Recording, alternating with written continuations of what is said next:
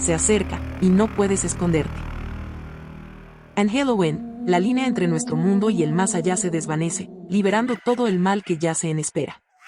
Durante siglos, la humanidad ha encontrado formas de asustarse mutuamente. Pero, ¿desde cuándo existe esta tradición?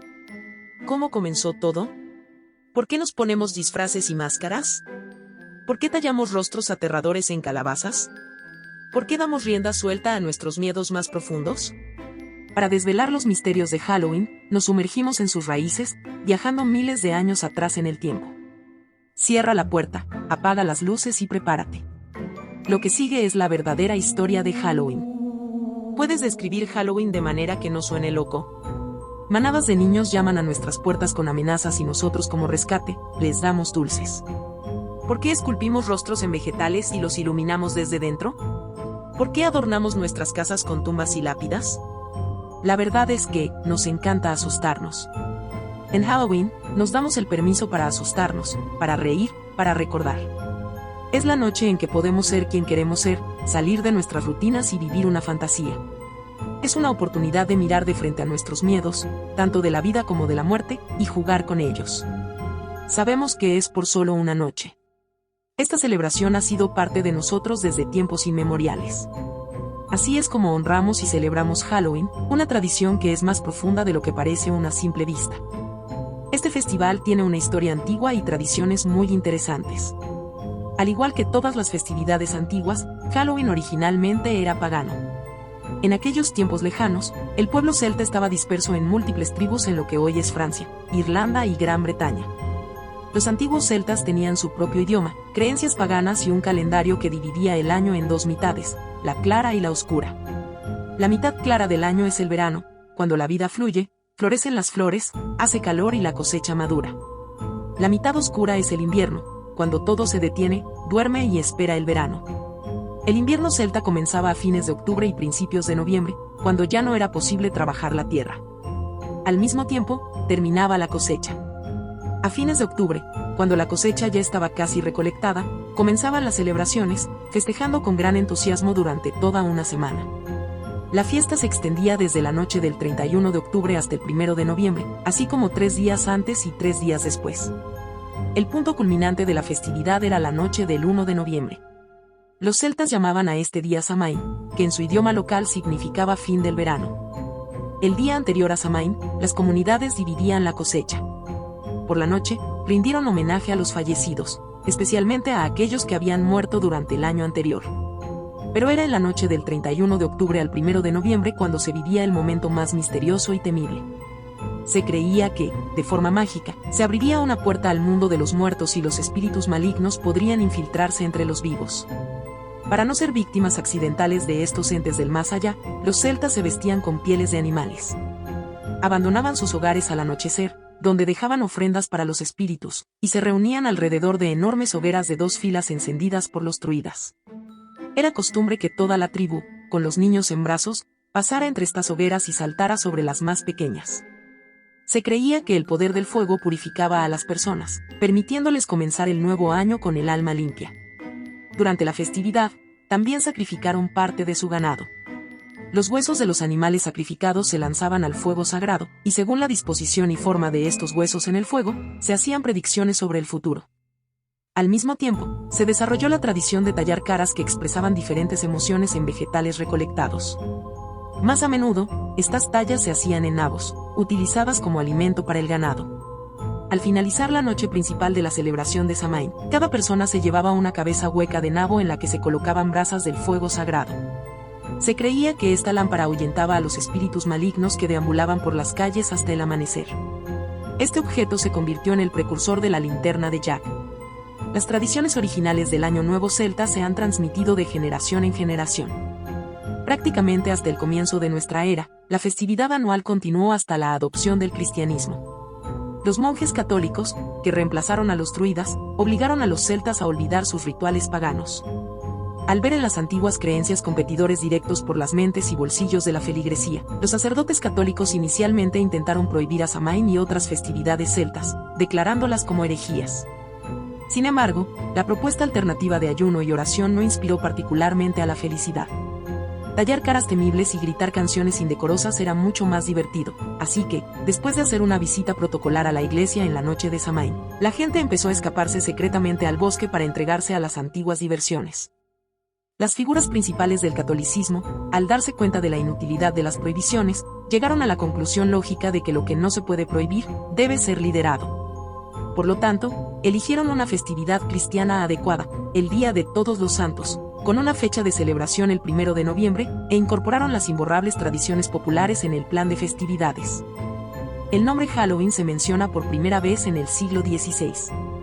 Anteriormente, la festividad católica se llamaba All Hallows Even, víspera de Todos los Santos, donde Even es una abreviatura de evening, noche en inglés. Con el tiempo, el nombre se acortó al conocido Halloween.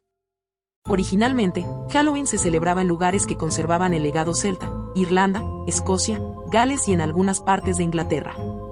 Para ese entonces en Francia, ya casi no quedaban celtas.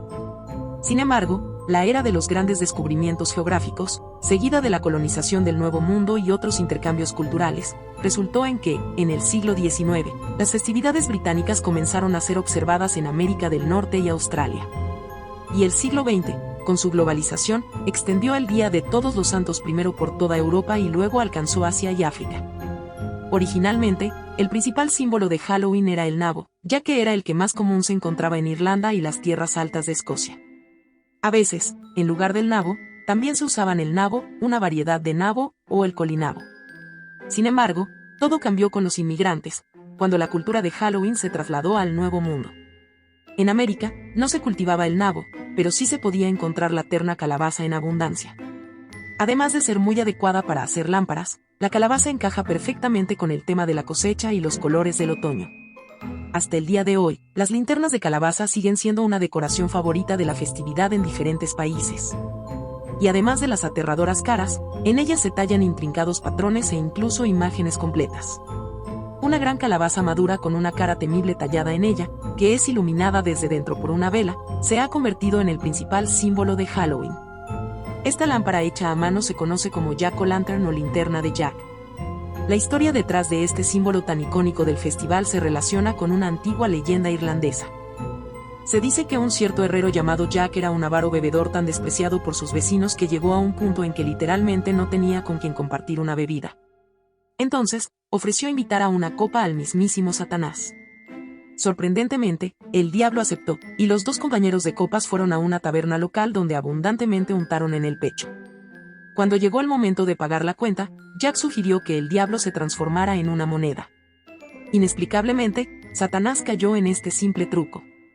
El astuto Jack inmediatamente metió la moneda en su bolsillo, donde previamente había escondido una pequeña cruz sagrada, atrapando así al diablo. Jack solo lo liberó después de recibir una promesa del diablo de que lo apoyaría en todos sus asuntos.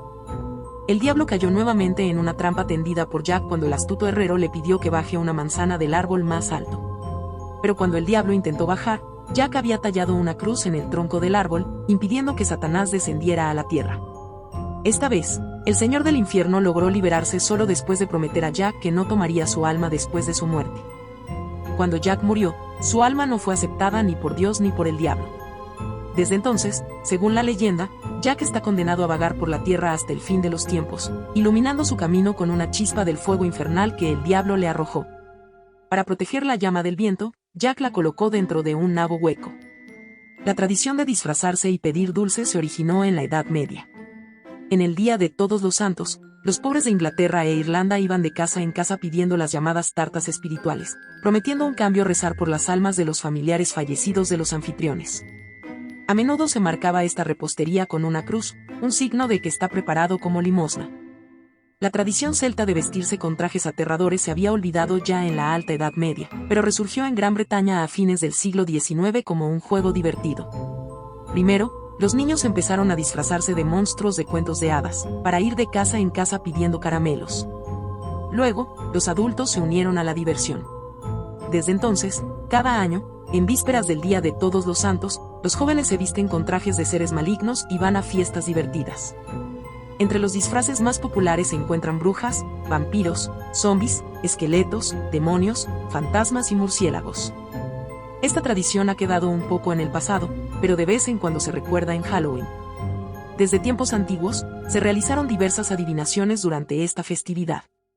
Por ejemplo, en Escocia era muy popular adivinar quién sería el futuro esposo usando la piel de una manzana. Las jóvenes pelaban una manzana intentando que la piel quedara lo más larga posible y luego la lanzaban por encima del hombro.